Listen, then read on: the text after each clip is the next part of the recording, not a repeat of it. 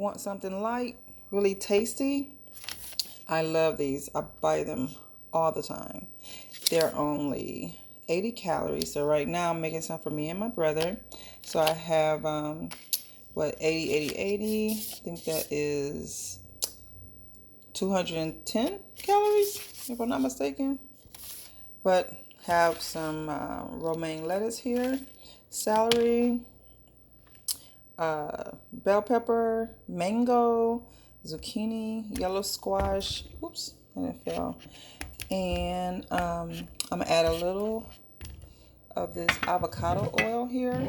Have what is these? Navy beans, which is a high source of protein and potassium and iron, which is great. This has 14 grams of protein in it. And so this is part one.